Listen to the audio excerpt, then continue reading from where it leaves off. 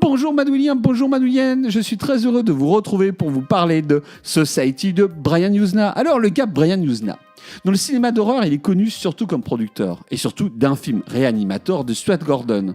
Mais Brian Yuzna est aussi un excellent réalisateur, je pense tout particulièrement au Retour des Morts Vivants 3, au Dentiste et bien sûr à son meilleur film dont nous allons parler aujourd'hui, Society. Society, c'est un peu comme si Mélenchon s'était mis au cinéma gore. Le film fait beaucoup penser au travail des sociologues Pinson-Charlot. En effet, ces deux chercheurs ont montré que les ultra-riches tiennent le pouvoir. Ils font tout pour qu'on ne puisse jamais rentrer dans leur société. Ils ont leur code, ils ont leurs grandes écoles, ils ont leur cercle d'amis. Et nous, on est complètement ségrégés. Yuzna, probablement, ne connaissait pas le travail des Pinson-Charlot, mais sa charge féroce entre les possédants qui dévorent littéralement les classes inférieures dans des plans gore magnifiques créés par Joji Tani est véritablement un brûlot contre les bourgeois, contre les possédants. Dans Society, Yuzna va nous faire suivre les pas de Bill Whitney, un jeune garçon dont la famille possède une magnifique demeure à Beverly Hills. Notre héros, il a tout pour être heureux, il est sportif, il est riche, il a la meuf et la belle bagnole. Et pourtant, le soir, il a d'horribles cauchemars où apparaissent d'étranges créatures. Yuzna, dans la majeure partie de son long métrage, adopte l'imagerie complètement béatifiante des séries adolescentes de l'époque à la Beverly Hills qui mettent en scène la petite bourgeoisie wasp américaine. Les couleurs sont criardes, la mise en scène elle est famélique avec des échelles de plan réduites. Il nous propose ici une esthétique putassière à l'image des protagonistes bodybuildés et parfaitement coiffés du film. Et je vais dire leurs préoccupations des personnages, ça se limite à est-ce que je vais être invité chez un tel ou un tel? Est-ce que le fils du sénateur il va bien vouloir de moi? Et Yuzna il va aller encore plus loin, il va aller recruter ses acteurs dans les soaps à la mode. En effet, le héros du film, Bill Warlock, on l'a vu dans Alerte à Malibu et Des jours et des vies.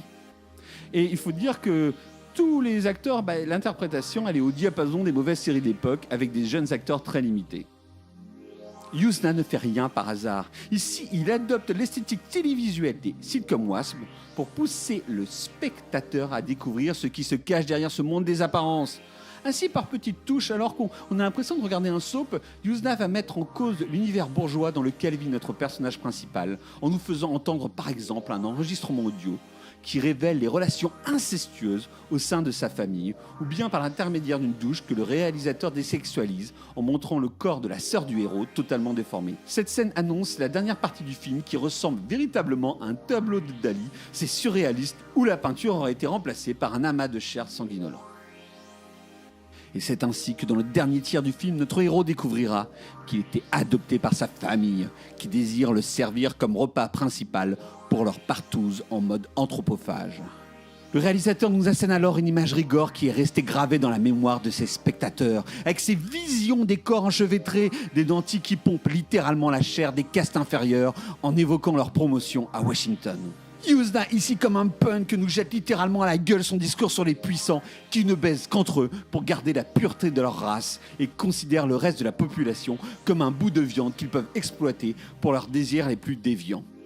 On peut être choqué par la frontalité des images et je peux vous dire que c'est gore. Il faut vraiment avoir l'estomac solide.